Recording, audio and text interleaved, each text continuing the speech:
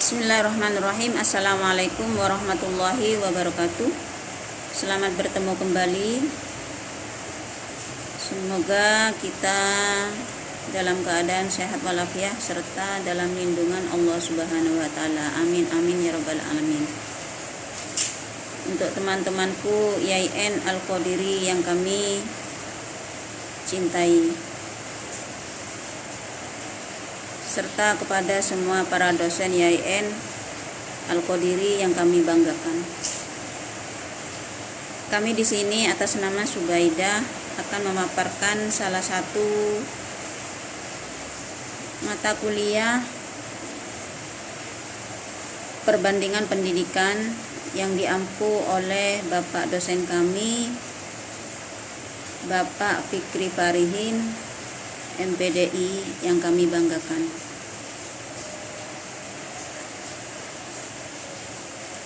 Pengertian pendidikan komparatif sebagai disiplin ilmu, pendidikan komparatif telah semakin berkembang dan diminati oleh banyak konseling dengan keinginan mayoritas bangsa-bangsa di dunia yang berusaha mempelajari aneka sistem pendidikan di tempat lain dalam rangka memperluas cakrawala di luar batas negerinya sendiri. Upaya bangsa-bangsa tersebut merupakan wujud keinginan untuk melakukan komparasi pendidikan, sehingga beberapa hal positif dalam menyelenggarakan pendidikan di tempat lain dapat diadopsi dan diterapkan di dalam negerinya sendiri.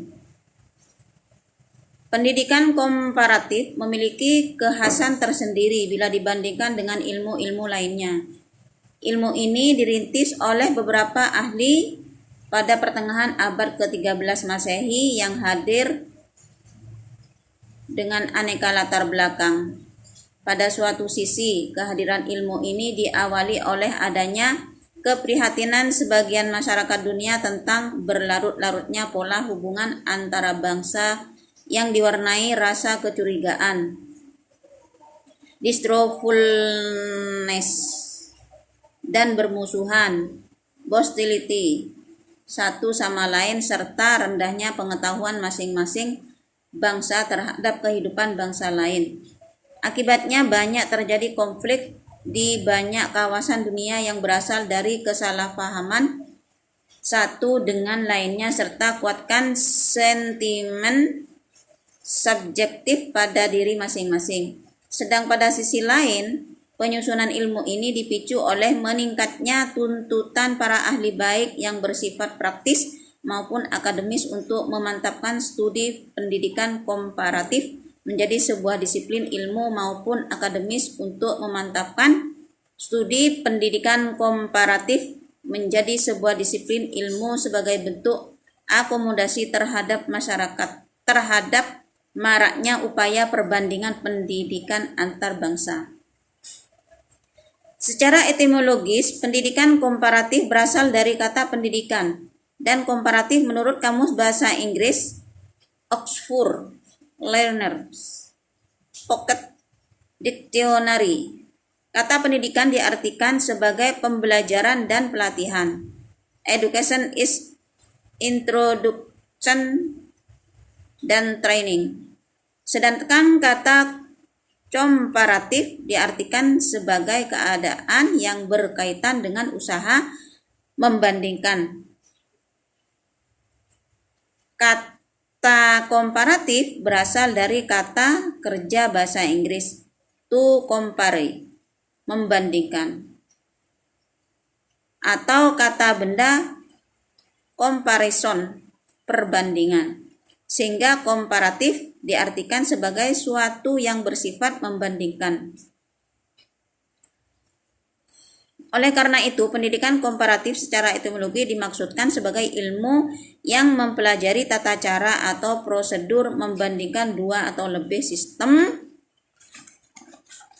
pendidikan yang berbeda. Selain secara etimologis adalah pemaksaan secara terminologis, yaitu pemaksaan secara utuh tentang aneka konsep. Pemanaan secara etimologis biasanya kita rujuk dari pendapat ahli. Pendidikan komparatif dipahami oleh para ahli secara beragam sesuai pemahaman kontekstual masing-masing. Beragamnya pemahaman para ahli terdapat pendidikan komparatif adalah sejalan dengan dinamika perkembangan historis kemunculan ilmu ini. Mengingatkan perkembangan ilmu ini sudah berlangsung lebih dari 2 abad lamanya sejak dirintis oleh Antoine Julian Paris pada tahun 1817. Bahkan sebelumnya telah ada meskipun dilakukan dengan cara yang berkurang sistematis. Secara historis, pendidikan komparatif sebagai suatu studi telah memiliki sejarah yang amat panjang. Menurut William W. dalam Postlet Watt tahun 1988 disebutkan bahwa umat manusia telah saling menukar informasi tentang pendidikan sudah berlangsung sejak zaman kuno, yaitu sejak manusia antar bangsa di dunia ini sering berinteraksi dan melakukan kontak sosial dalam suatu wabah yang disebut perdagangan, trade, peperangan, warfare, dan misi keagamaan, religion missionary.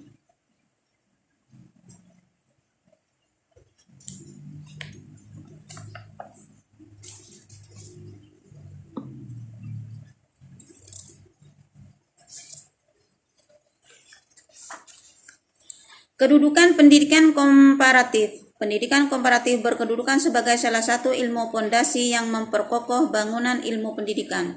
Sebagai ilmu pondasi, pendidikan komparatif dapat memberikan kontribusi kepada ilmu pendidikan berupa hasil temuan studi perbandingan antara sistem pendidikan baik dalam satu negara maupun antar negara.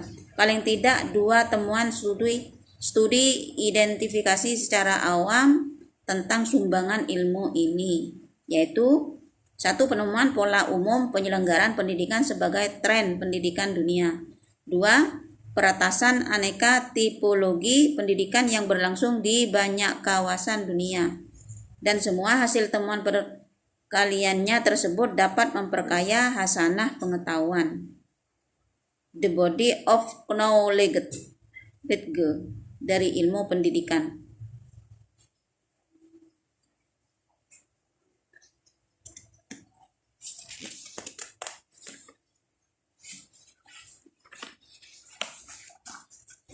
Tujuan studi pendidikan komparatif. Semula pendidikan komparatif dipahami oleh banyak pihak sebagai bagian dari sejarah pendidikan, khususnya sejarah pendidikan era kontemporer. Contemporary part of the history of education. Maka tidak heran bila studi-studi yang dilakukan para ahli banyak yang berakar pada disiplin ilmu sejarah. Realitasnya, studi pendidikan komparatif mengkaji aneka sistem pendidikan di berbagai negara pada era dewasa ini.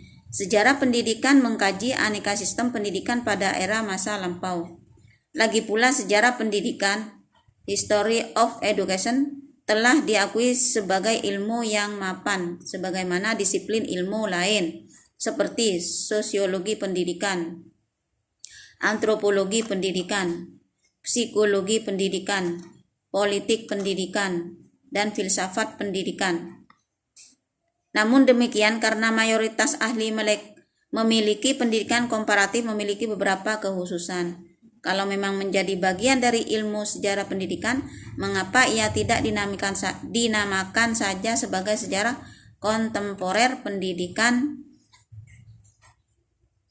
Pendidikan komparatif merupakan disiplin ilmu terdiri, bukan bagian dari sejarah pendidikan. Ilmu ini sejajar dengan sejarah pendidikan dan ilmu-ilmu lain, seperti sosiologi pendidikan, antropologi pendidikan, lain-lain. Sebagainya telah disebutkan.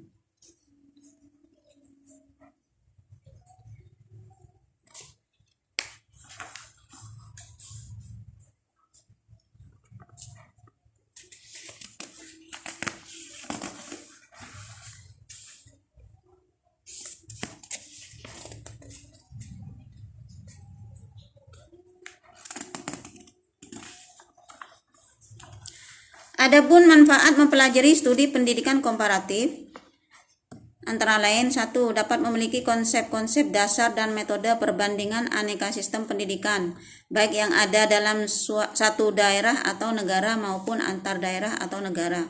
2. Dapat menilai keberhasilan dan kekurangan atau hal-hal positif dan negatif tentang sistem pendidikan kita sendiri.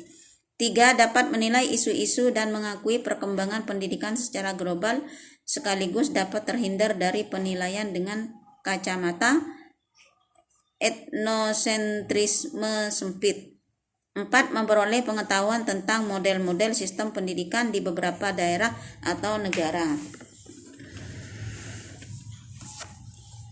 Kebersamaan model dan macam sistem pendidikan di beberapa daerah dalam lingkungan negara ataupun beberapa negara dalam lingkup dunia antara lain dipengaruhi oleh latar belakang daerah atau negara tersebut.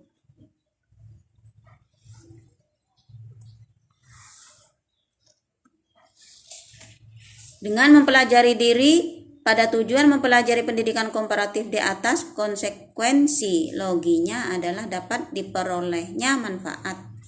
Adapun manfaat mempelajari studi pendidikan komparatif antara lain: 1. Dapat memiliki konsep-konsep dasar dan metode perbandingan aneka sistem pendidikan baik yang ada dalam satu daerah atau negara maupun antar daerah negara. 2. Dapat menilai keberhasilan dan kekurangan atau hal-hal positif dan negatif tentang sistem pendidikan kita sendiri.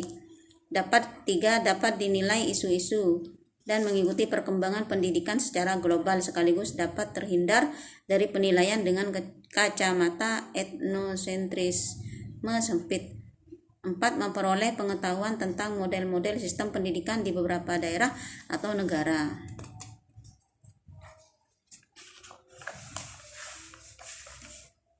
Cakupan studi pendidikan komparatif.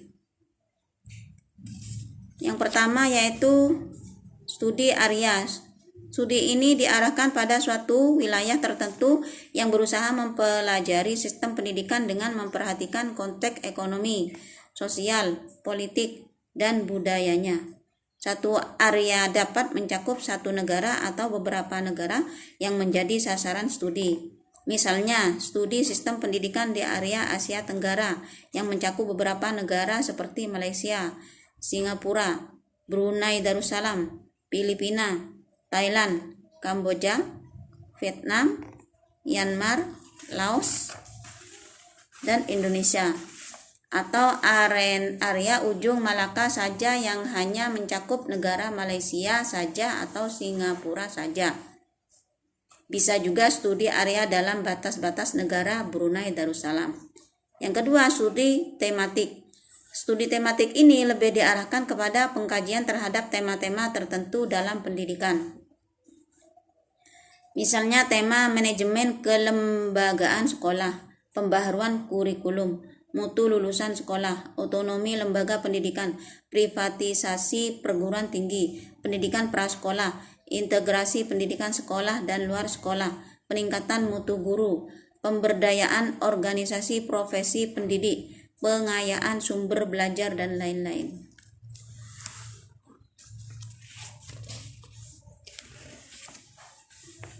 Terima kasih, mungkin hanya itu saja yang kami dapat ringkas. Mudah-mudahan dengan yang sedikit ringkasan ini bermanfaat untuk khususnya kami sendiri dan umumnya kepada kita semua.